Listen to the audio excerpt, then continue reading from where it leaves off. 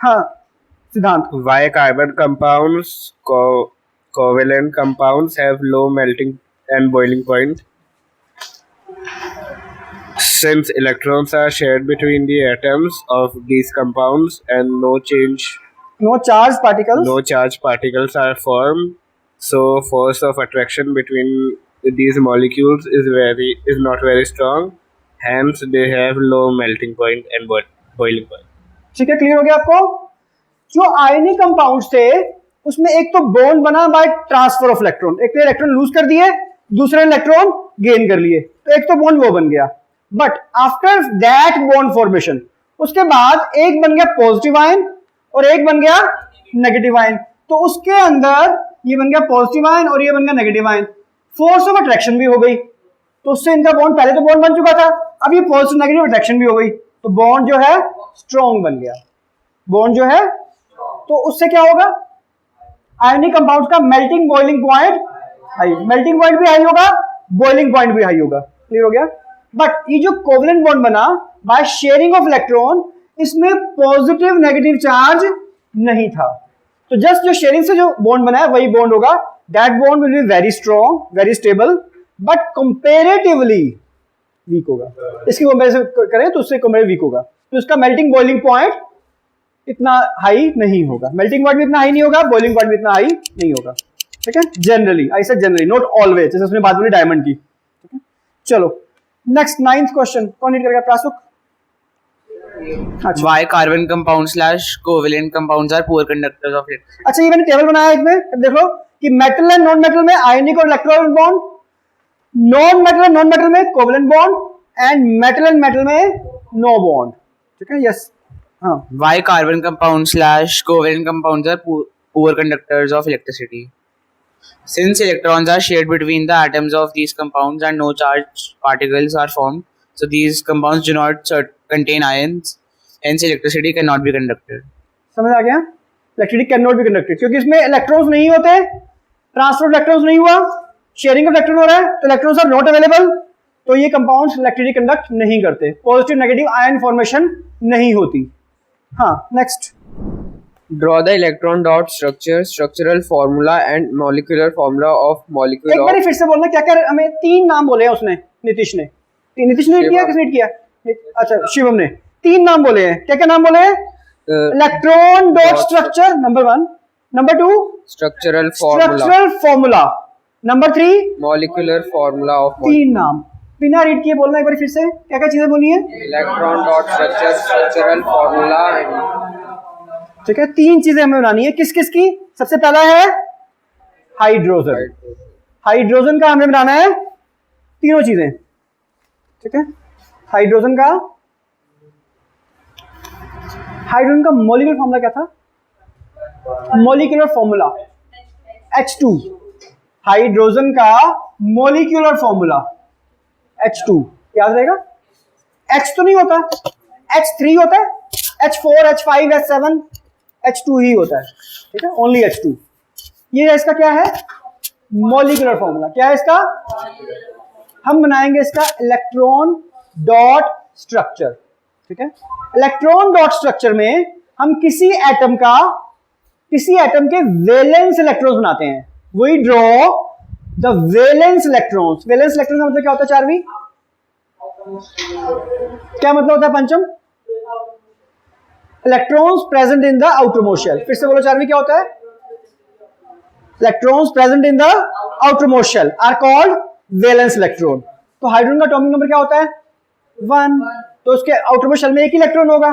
ठीक है, तो ये H और इसके आउटरमोस्ट शेल में एक इलेक्ट्रॉन।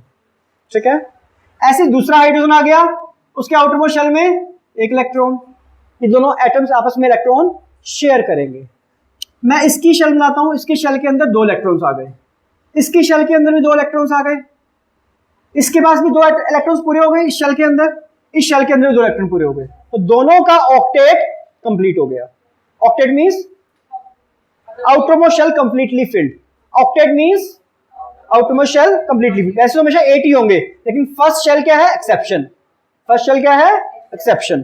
ठीक है, वैसे 8 ही होंगे, तो 2 पूरे हो गए, ऑक्टेट कंप्लीट हो गया, stable, it's a stable compound.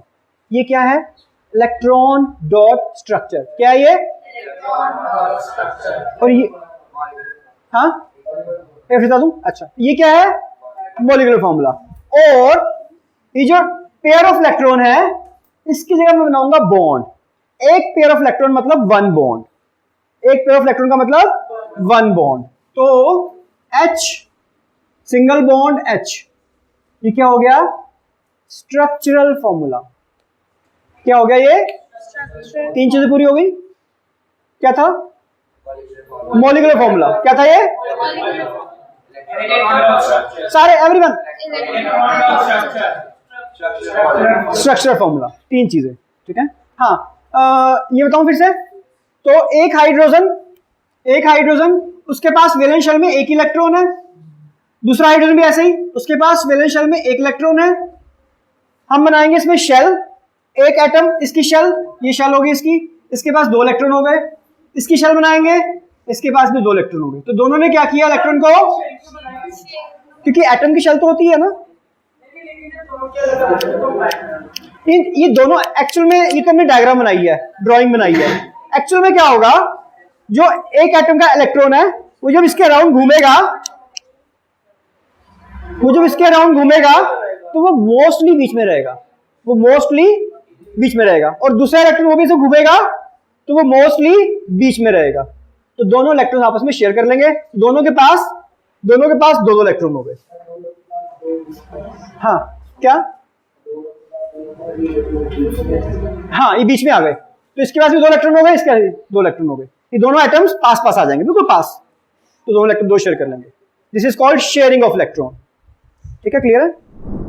Oxygen का एटॉमिक नंबर 8 होता है, तो इसकी कॉन्फ़िगरेशन होगी 2,6। इसका ऑक्टेट कंप्लीट करने के लिए दो इलेक्ट्रॉन चाहिए, तो ये दो इलेक्ट्रॉन शेयर करेगा। इसको अपना मान लो फ्लोरीन था, इसका एटॉमिक नंबर था 9, कॉन्फ़िगरेशन क्या होगी? 2,7। तो इसका अपना ऑक्टेट कंप्लीट करने के लिए एक इलेक्ट्रॉन चाहिए, तो ये single pair of electron share करेगा। इसको अपना कंप्लीट करने के लिए दो इलेक्ट्रॉन चाहिए, तो ये दो पेयर ऑफ इलेक्ट्रॉन शेयर करेगा। तो ऑक्सीजन O6 1 2 हम हमेशा इलेक्ट्रॉन पेयर में बनाएंगे। 1 2 3 4 5 6, ऐसे यहां पर 1 2 3 4 5 6। ठीक है। सो यहां पर इसके शेल में 8 इलेक्ट्रॉन्स, इसकी शेल में 8 इलेक्ट्रॉन। याद रखना, हाइड्रोजन को छोड़ के हर एक की शेल में 8 इलेक्ट्रॉन्स होने चाहिए। ठीक है। माय क्वेश्चन टू सिद्धांत, मुझे आप सोच के बताओगे, हाइड्रोजन ने यहाँ पे एक इलेक्ट्रॉन शेयर किया, तो इसका ऑक्टेट कंप्लीट हो गया, है ना। इसने किस इनर्ट गैस की ऑब्टेन करी है वैलेंसी? किस इनर्ट गैस की इसने कॉन्फ़िगरेशन अटेन करी है? हाँ,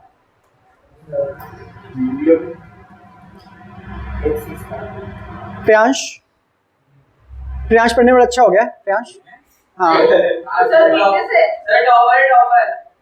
हो गया। सोहम, प्रासुक, दो लोगों को पता है? एंजल पता है? यस, शौर्य, हीलियम। इसके पास दो इलेक्ट्रॉन हो गए। इसके पास दो इलेक्ट्रॉन हो गए। दो इलेक्ट्रॉन फर्स्ट शेल में किसकी होती है? हीलियम। ठीक है, समझ आ गया? यस, कौन बताएगा? Anshika, oxygen acquired the noble gas configuration of which atom?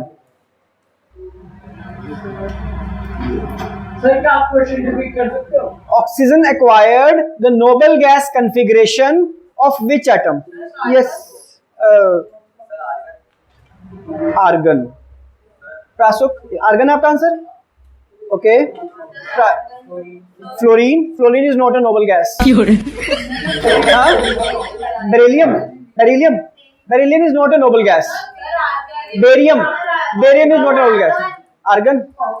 Okay. हाँ, सक्षम, नियोन। आर्गन का एटॉमिक नंबर होता है 18। क्या होता है आर्गन का एटॉमिक नंबर 18 और नियोन का एटॉमिक नंबर क्या होता है 10। इसके फर्स्ट शेल में जो हमने एक मिनट संभालो, इसकी फर्स्ट शेल में जो कि हमने नई बनाई कितने इलेक्ट्रॉन्स थे, कितने थे 2 और आउटर में शेल में कितने हैं काउंट करें 1 2 3 4 5 6 7 8 2 + 8 2 + 8 10 10 किसका एटॉमिक नंबर होता है नियोन का। तो ऑक्सीजन ये क्वेश्चन बोर्ड में आया हुआ है 1 मार्क का, समझ नहीं आया। ऑक्सीजन के फर्स्ट शेल में 2 इलेक्ट्रॉन थे जो कि हमने नहीं बनाए थे। इसकी वैलेंस शेल में कितने इलेक्ट्रॉन हो गए काउंट कर लो 8। इसमें भी 8 है, इसमें भी 8 है, 8 हो गए। 2 + 8 10। इसका वैलेंस शेल कंप्लीटली फिल हो गई ना। किसकी वैलेंस शेल कंप्लीटली फिल होती है 2 + 8 10। किसका होता है एटॉमिक नंबर नियोन का। तो इसने नियोन की कन्फिगरेशन अटेन करी है। इसने हाइड्रोजन का 2 इलेक्ट्रॉन है, 2 इलेक्ट्रॉन किस एटम में होते हैं हीलियम में 2 इलेक्ट्रॉन होते हैं, हीलियम का एटॉमिक नंबर 2 होता है। तो इसने helium is a inert gas, तो इसने हीलियम की कन्फिगरेशन अटेन करी है और इसने अटेन करी है नियोन की कन्फिगरेशन। Is that clear? ठीक है, ये था ऑक्सीजन। ऑक्सीजन के बाद नेक्स्ट कौन सा है नाइट्रोजन। कौन सा है नाइट्रोजन का एटॉमिक नंबर क्या होता है 7। 7 का मतलब इसकी कन्फिगरेशन क्या होगी 2,5। इसको कितने इलेक्ट्रॉन चाहिए टू कंप्लीट इट्स ऑक्टेट 3। अगर इसको 3 इलेक्ट्रॉन चाहिए इसका मतलब ये 3 pair of electrons 3 pair of electrons share करेगा।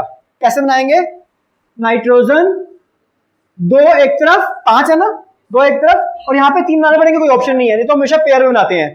तो 1 2 3 ऐसे दूसरा नाइट्रोजन 2 यहां पर और 1 2 3 एक शेल में हमेशा 8 इलेक्ट्रॉन्स हुआ करेंगे एक्सेप्ट हाइड्रोजन।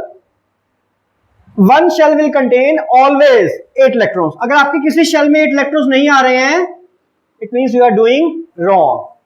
चेक कर लो, इसमें भी 8 है, इसमें भी 8 है। कितने पेयर ऑफ इलेक्ट्रॉन शेयर हो रहे हैं, कितने pair of electrons 3 pair, 1 pair 2 pair 3 pair 3 pair of electrons are shared. कितने पेयर? अगर एक पेयर का एक बॉन्ड बनता है, 3 पेयर के 3 बॉन्ड बनेंगे तो ये क्या हो जाएगा n ट्रिपल बॉन्ड n। ये क्या चीज है ट्रिपल बॉन्ड। ये इसको क्या बोलेंगे पूरे को स्ट्रक्चरल फॉर्मूला। क्या बोलेंगे इसको, इसे क्या बोलेंगे, इसका मॉलिक्यूलर फॉर्मूला क्या होगा N2। N3 नहीं होगा, कोई N3 मत बोल देना, 2 ही एटम है, एटम 2 है, बॉन्ड 3 है लेकिन एटम तो 2 ही है ना N2। इसका स्ट्रक्चर फॉर्मूला क्या होगा O डबल बॉन्ड O। क्या होगा O डबल बॉन्ड O। ये क्या है, ये क्या है, क्या नहीं ये नहीं नहीं नहीं ये क्या है स्ट्रक्चरल फॉर्मूला। ठीक है हाँ।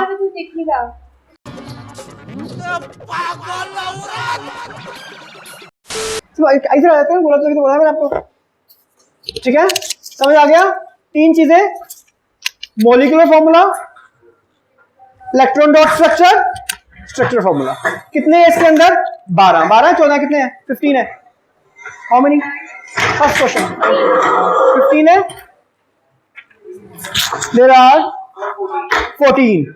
ये 14 के 14 आप घर से तीनों चीजें molecular formula, electron dot structure, structure formula neatly बना के लाओगे सारे 14 इंटू 2 28। एक बार पूरे बना के एक बार फिर से दोबारा। ये क्वेश्चन एक पेपर में जरूर आएगा।